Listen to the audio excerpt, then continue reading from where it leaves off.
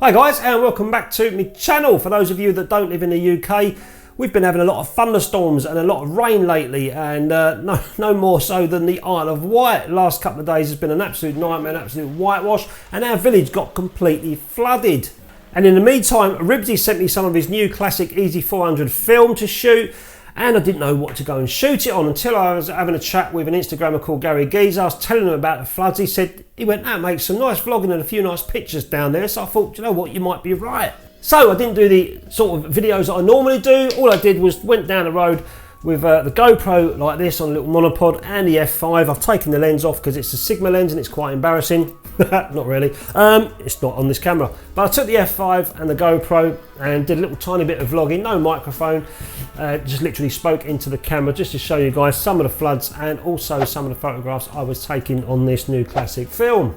So I'll let the video run. It does show some of the photographs that I've scanned along the way, but if you're impatient enough, I'll put a timestamp on the video so you can jump straight to the end and see the whole stream of photographs that I've taken on this new classic EZ400. I'll run the video.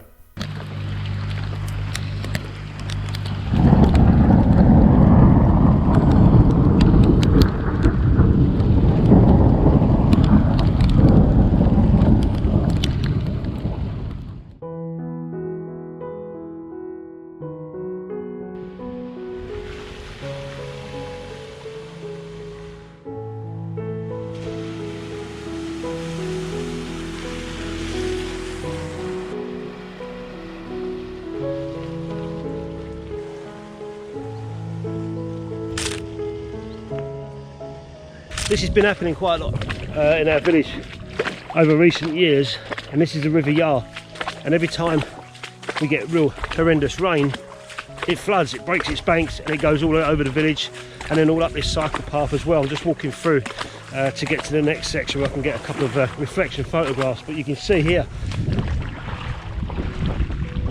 how high it is. It's never usually that high at all.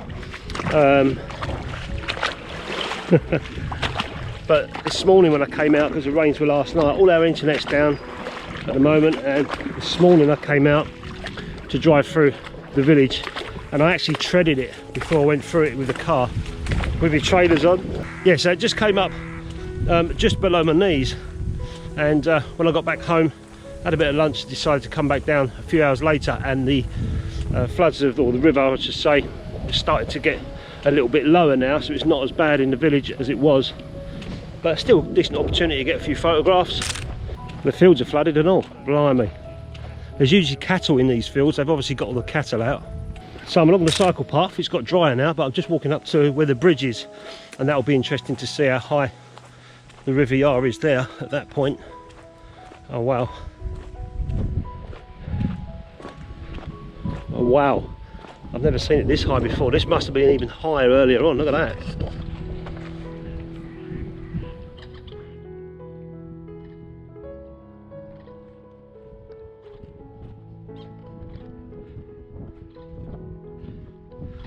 So that is the river there, and you can see come up to this bit, it's completely broke its banks and gone over there all into the field, and there's usually cows, Highland cows in these fields.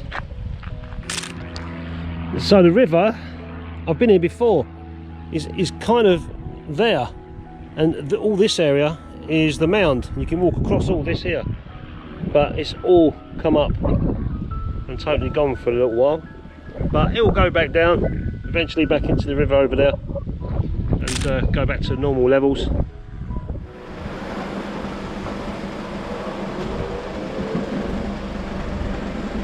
You've seen me photograph here before.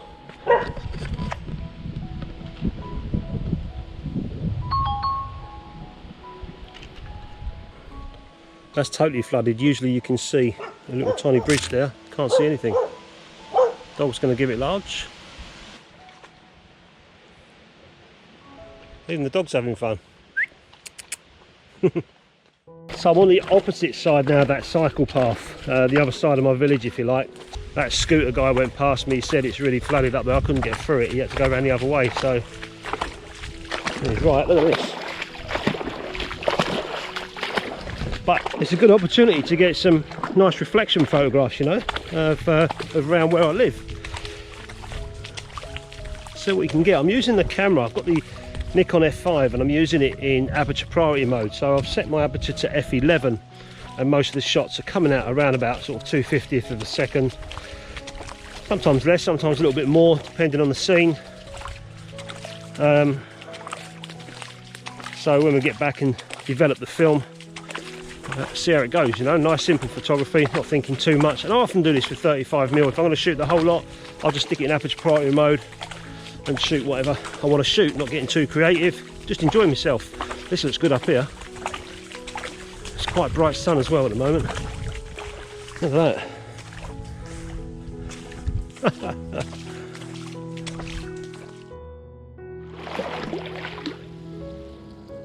I don't think I can go any further. He's up to my knees. This is what it was like earlier when I said to you about that village and the flood. That's what it was like earlier on. But unless I got my budgie smugglers on, that's me my swimwear for you guys. Not in England. I don't think I can go up there. I think it's going to come up to my bum. I don't mind getting a bit wet, but I don't want to get my bum wet. So there's a cyclist coming, doesn't realise how deep it is. If I go back a bit more, it'll look shallower and he'll go through it all. I can be horrible at times. I'm not going to say nothing.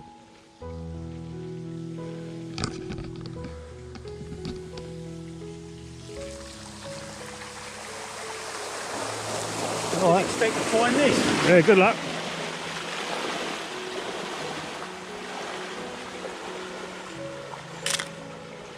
That was worth a picture.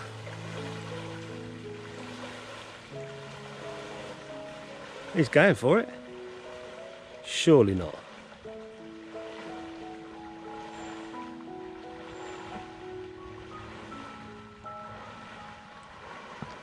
Oh, he's got shallower. Oh, if he's gone for it, I'm going for it and all. I'm actually on my tiptoes now. I just saw that cyclist go through and I thought, well, it looked deep, but of course he's up. Look, I've had to put my phone in my back pocket, but I want to go up there and see what the river looks like from the crossing up there. It looks a little bit shallower up there. I think I might have gone through the deepest part. This is great. So I can get a nice photograph from here, looking back on the cycle path.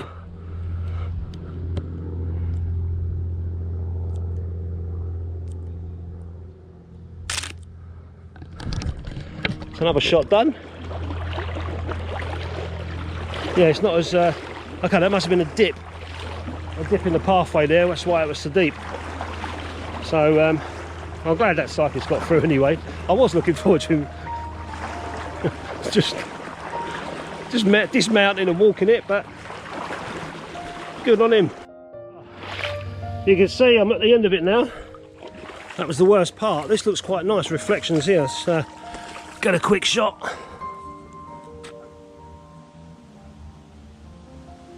.30th of a second, that's no good. 5.6, 1/25th of a second, 5.6. Right, I'll show you the bridge and see how high the river is there. So this is where I've been quite a few times on the channel to take pictures through here. And it's quite muddy, but I've never seen it flooded before. There's the river there. Okay, but usually it's never that high. So let's just go through and see what I can find up there.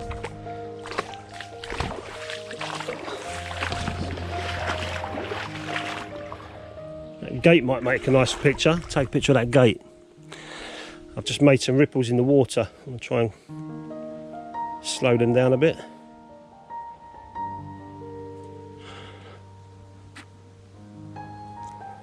I don't know how that will come out, but it's a bit shadowy, shady.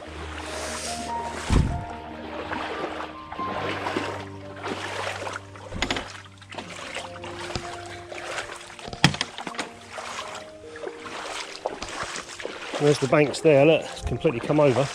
Oh, he tripped over. I don't think I'm going to even bother trying to get through this lot. is very slippery. So underground is all mud now, and it's really slippery. I don't think I'm gonna. And it's full of stinging nettles as well.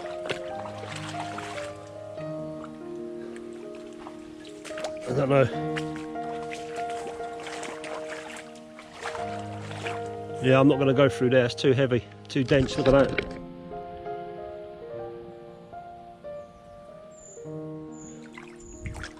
I'll go back the way I've come. Oh, I nearly fell over again then.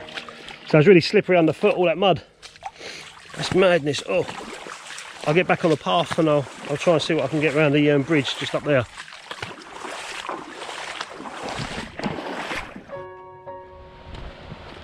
So I'm just coming up to the bridge now. I'll be interested to see how high it is here. Old Iron Bridge. Yeah, it is, look at that.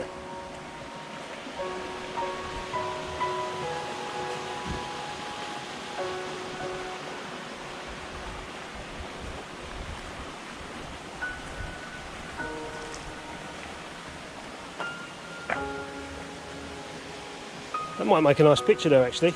I'll go through the other side where the gate is. Whoa.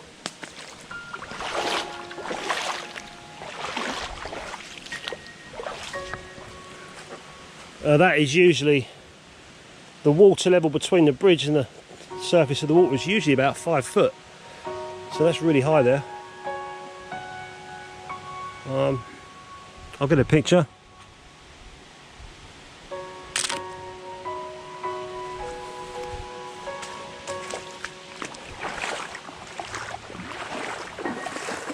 And this is a walk path. This is just woodland area where you can walk. You can see where the river's running back into the, or the flood's running back into the river, I should say. Look. If I walked over there, that's probably about a 10-foot drop. So there's no way I'm doing that.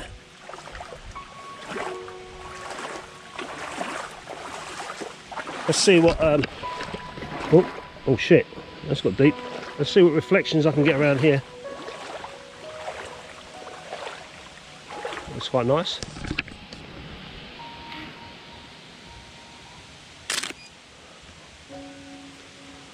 Okay, there's no point in going up that way. We'll go the other side.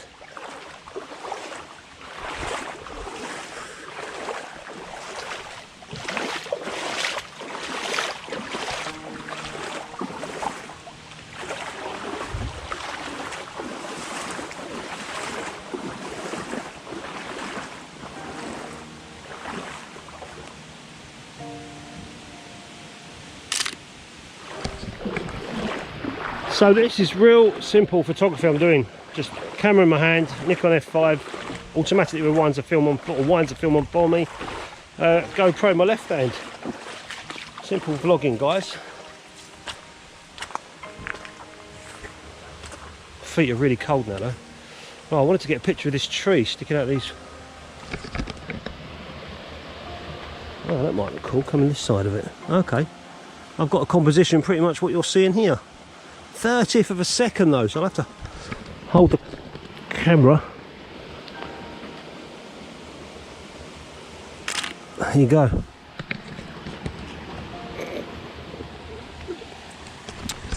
So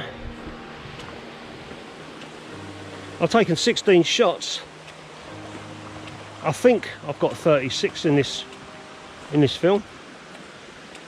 But if I don't shoot them all, I'll just cut the film out of the case and develop what I've shot and then use the rest for another day.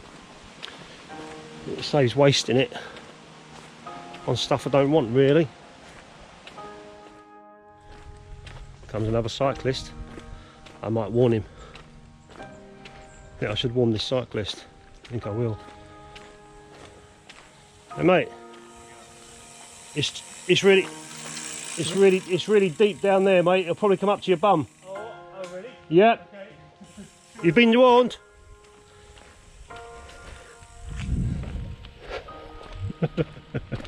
I wish I was down there to film that one. Told him. I warned him.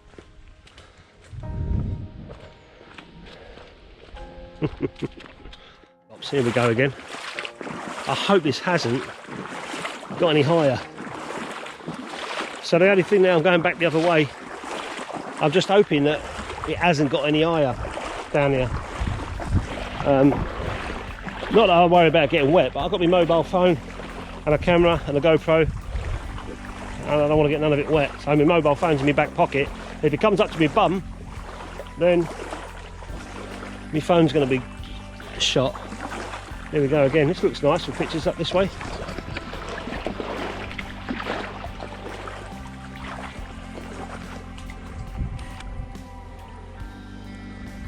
Let's get low down this time.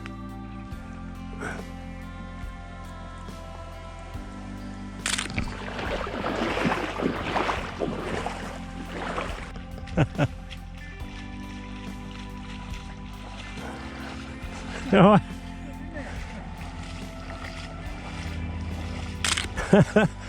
You got your wellies on, it's more sensible than me. Yeah, well, I know how long it takes. It's coming up to here, just to let you know. Oh, is it? So It's coming up. It's coming up to here, so I better make your dog. Yeah. No, you probably Look, won't get that's how deep it is. As you get up to that bit there. So presumably the path will be flooded as well. Oh yes, definitely. Yeah, it's hard to get through. But Right. yeah, watch your dog though. It's quite deep. Cheerio. Just saying, his dog ain't gonna get. That dog look like an old dog. I don't think that's gonna swim. So Ribsy said, "Can you get a shot of a cow?" I said, "Yeah, all right." So I'm in a field with cows. I don't really like cows. So I'm going to go try and get close to one of them and get a photograph.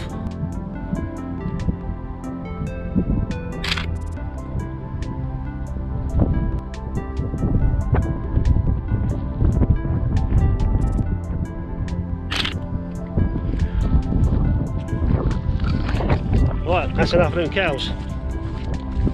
I'll get a horn up my bum. I'm going to get dry.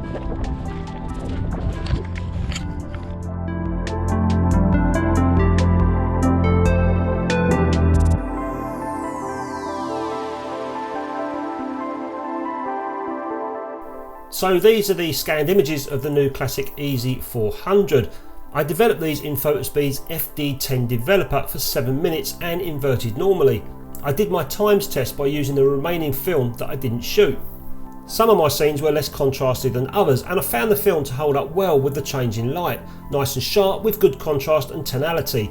Some images seem to bloom in the sky where I possibly overexposed, but to me it still looks nice. The film in this developer gives a classic grain, which is also nice to see. For me personally, this film would suit more for my street photography, where I like good contrast and noticeable grain. So what is this film? Ribsy makes no secret of it being a classic European emulsion. That leads me to think Fomapan. So is this film Fomapan 400? There's a lot of people speculating already online that it's Foma 400. I've already read that. You can go off and read yourself, but I really don't know. I can't imagine that Ribsy is making his stuff in his bathroom. I can't imagine that he's suddenly popped up a factory over the last couple of weeks, so he's certainly getting it from somewhere. And he's even gone to great lengths to have the container of the film made out of 100% recyclable materials, including the ink as well. And this container is pretty strong. And also for the new starters out there in film, they're coming through and they're seeing all these funky films on websites such as Analog Wonderland. And they're looking and they're thinking to themselves, wow, this is great. You know, if there was only just a few players, it might seem a little bit boring. So I feel like Ribsy with this stuff, and other companies as well that are rebranding films, they're making things happen. They're keeping film alive, you know. And also they've got the balls to put their money where their mouth is and come out with something like this, and hopefully people will buy it so they can get their money back and a little bit of profit at the same time. So good luck to you, Ribsy, on your new film. I hope it goes well for you, mate. And that goes to all the other rebranders out there as well. So anyway, guys, I hope you enjoyed the video. Catch you next time.